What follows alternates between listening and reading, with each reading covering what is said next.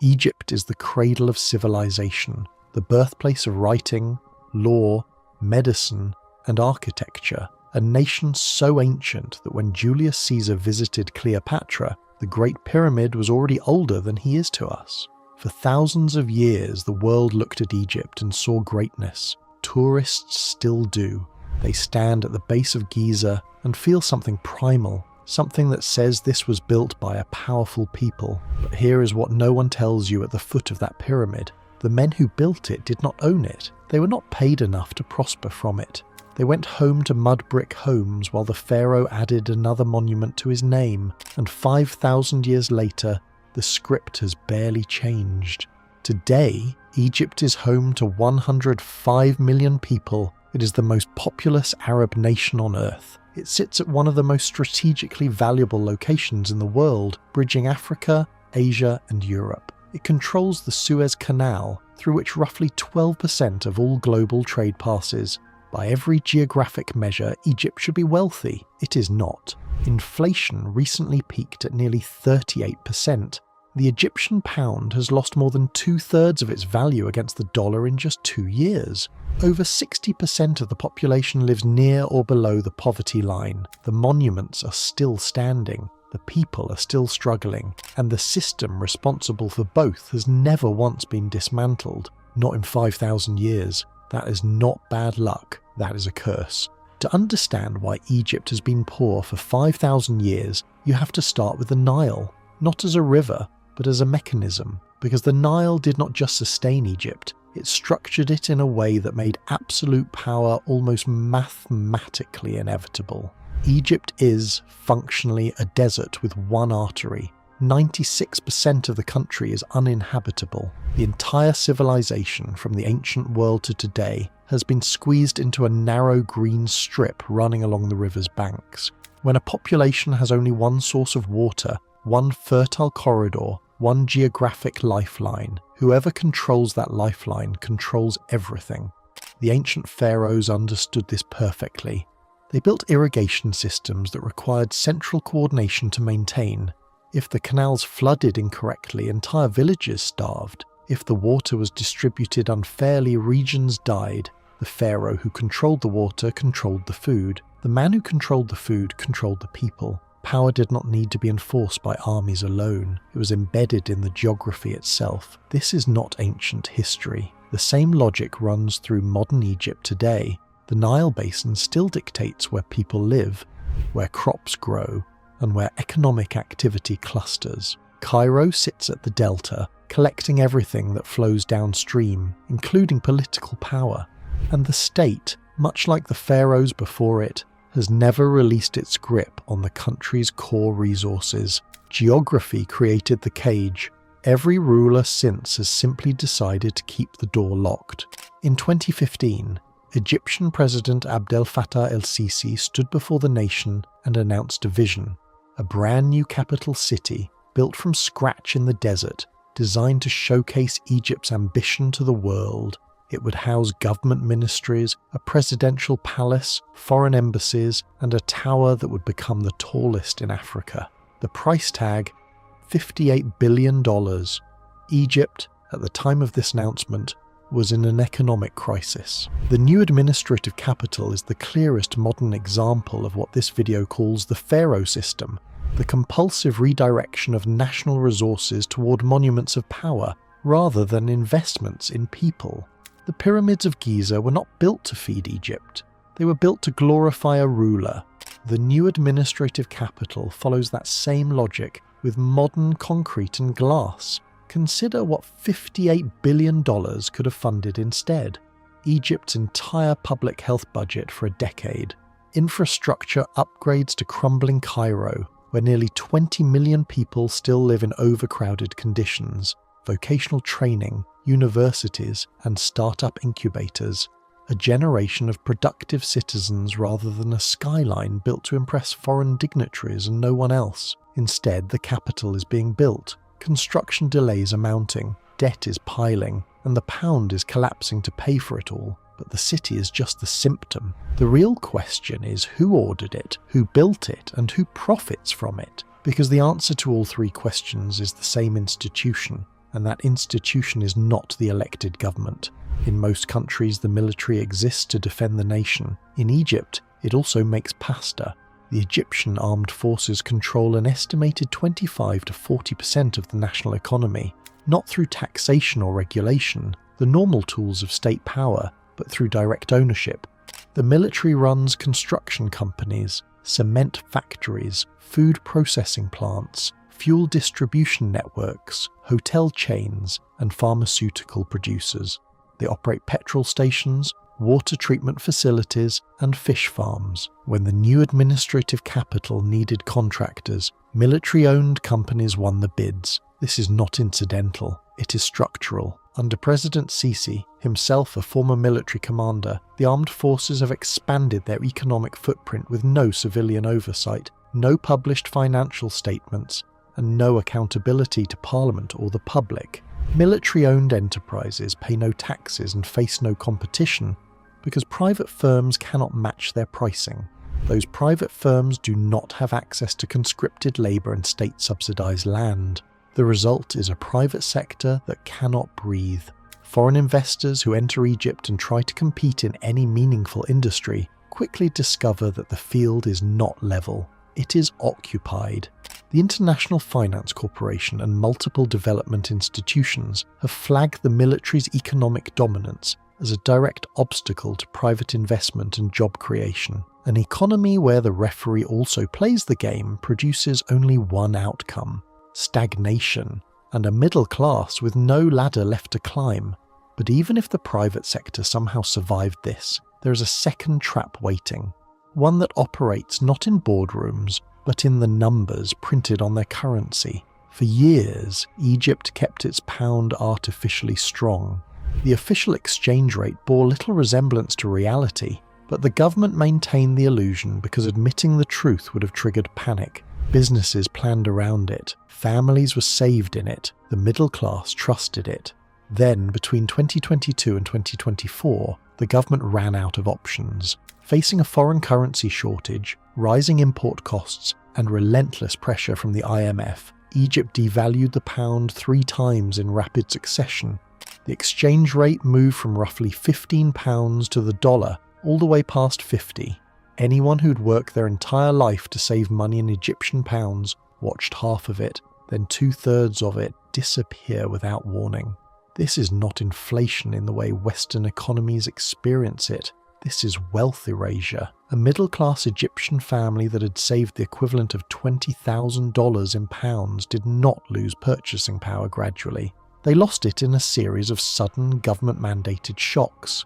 Inflation peaked at nearly 38% in late 2023. Food prices rose faster than wages at every income level. The cruelest part is the math. Egypt imports roughly 60% of its wheat. It imports fuel. It imports industrial inputs. When the pound collapses, every import becomes more expensive, which drives inflation higher, which weakens the pound further. It is a spiral with no natural floor, and at the very bottom of that spiral, waiting with the most to lose, are the 100 million Egyptians whose only financial safety net is a piece of bread subsidized by a government that is rapidly running out of money to pay for it. Egypt runs the largest bread subsidy program in the world. More than 70 million Egyptians receive subsidized baladi bread, the flat, round loaves that are not just a food product but a social compact. The price has been held artificially low for decades, a deliberate act of political survival. In Egypt, bread is not a commodity. It is a treaty between the state and the poor. The Arabic word for bread, aish, literally means life in Egyptian dialect. That is not a coincidence. When bread prices rise, Egypt bleeds. The 1977 bread riots left dozens dead and thousands injured after President Sadat briefly attempted to cut subsidies under IMF pressure. The government reversed course within 48 hours. The lesson was learned and never forgotten, but the subsidy is consuming the state. Food and energy subsidies have historically accounted for a significant share of Egypt's total government expenditure, at times exceeding 15% of the annual budget. As the pound devalues and import costs rise, Maintaining even the current subsidized price becomes more expensive in real terms every single year.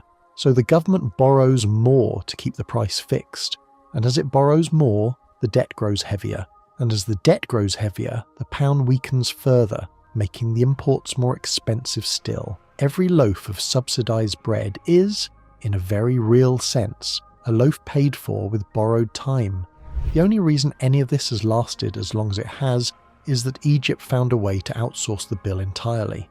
Egypt should not still be solvent. By the internal math of its economy, it ran out of options years ago. But Egypt is not governed only by internal math. It is governed by geopolitics. And geopolitically, Egypt is one of the most valuable pieces on the board.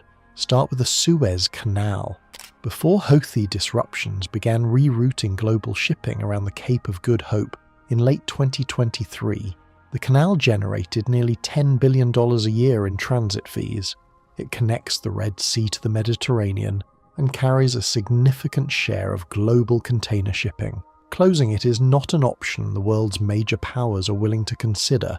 Egypt knows this and uses it accordingly. Then there is the population. 105 million people are concentrated in a politically volatile region. A collapsed Egypt does not stay within its borders. It produces refugee flows, regional instability, and a vacuum that extremist movements have historically rushed to fill. The United States, the Gulf states, and the European Union all have existential reasons to prevent Egyptian collapse, regardless of whether the government has earned the bailout. The result is an almost unlimited line of credit. In 2024, the IMF expanded Egypt's loan program to $8 billion. Saudi Arabia, the UAE, and Kuwait have provided tens of billions more in deposits and emergency liquidity. Egypt's total external debt now exceeds $165 billion. The loans keep coming, but every loan has a repayment date, and something has to give before that date arrives. The people who should be fixing Egypt are leaving it. Every year, tens of thousands of Egypt's most educated citizens, doctors, engineers, software developers, and entrepreneurs make a calculation. They look at a country where starting a business means competing against military-owned enterprises that pay no taxes. They look at salaries that cannot keep pace with 40% inflation. They look at a currency that erodes savings, whether spent or not. And then they look at the Gulf, at Europe, at North America, and they leave. Egypt's brain drain is not a recent phenomenon, but its acceleration since 2022 has been severe. Remittances from Egyptians abroad now constitute one of the country's largest sources of foreign currency, second only to the Suez Canal. In 2023, those remittances reached approximately $22 billion. That figure is both a lifeline and an indictment. The people who could build a productive private economy are instead sending money home from abroad, because the conditions to build that economy do not exist inside the country. What remains is a hollowing out. The informal economy expands to absorb those who cannot leave. Small vendors, gig workers, and subsistence traders fill the space that a real middle class should occupy. They work hard. They earn little. They save in a currency that punishes saving. Economists who study this pattern have a name for what comes next. A low equilibrium trap. A country stuck producing too little, investing too little, and retaining too little talent to generate the growth that could break the cycle. Egypt has been in that trap for 5,000 years. The exit has always existed. It has simply never been taken. Egypt's debt service costs now consume more than half of all government revenue. Read that again. More than 50 cents out of every dollar the Egyptian government collects goes directly to repaying interest on existing loans. Before a single hospital is staffed, before a single classroom is built, before a single soldier is paid. This is the tipping point the entire video has been building toward. A government that spends more than half its revenue servicing debt has, functionally, already lost control of its own budget. Every decision it makes is downstream of its creditors. The IMF conditions the loans. The Gulf states attach political expectations, and ordinary Egyptians who did not vote for any of this debt are the ones who live with the consequences. The danger is not a single moment of collapse. it is compression, as debt servicing crowds out spending. The government cuts subsidies, reduces public sector wages, and raises taxes on a population already struggling to survive. Those cuts reduce consumer demand, which slows growth, which reduces tax revenues, which worsens the debt ratio. The spiral tightens. Egypt is not Venezuela. It will not collapse overnight. The geopolitical safety net will catch it, over and over, at the cost of more loans, more conditions, and more sovereignty surrendered to creditors. The real risk is not sudden implosion. It is the permanent condition. A country that generates just enough economic activity to service its debt and maintain its subsidies, but never enough to actually develop. 105 million people trapped, not by poverty alone, but by a system designed 5,000 years ago to keep them exactly where they are. The Great Pyramid of Giza took approximately 20 years to build. It required the organised labour of tens of thousands of workers, state-coordinated logistics, and the full economic weight of a centralised empire. When it was finished, it was the tallest structure in the world. It held that record for nearly 4,000 years. It also did not create a single unit of lasting economic value. The wealth that built the pyramids did not belong to the people who built them. It was extracted from them, concentrated at the top, and converted into stone that could not be eaten, traded, or invested. The Egyptian state has repeated this logic in every century since. Different materials, different names, different justifications, the same fundamental extraction. Real wealth is not built in deserts. It is built in classrooms, laboratories, open markets, and courtrooms where contracts are enforced regardless of who you know. It is built when a young Egyptian in Cairo can start a company without a military general as a competitor, when a doctor can earn enough to stay rather than emigrate. When a farmer can own land, the state cannot simply reclaim. That Egypt is possible. It is not guaranteed, and it will not happen by accident. The 5,000-year curse is not supernatural. It is structural, and structures can be changed if the people inside them decide to stop accepting them as permanent. If this video changed how you think about Egypt, about development, about what real wealth actually requires, share it with someone who needs to hear it. Subscribe for more of this kind of analysis, and tell me in the comments what actually breaks the cycle.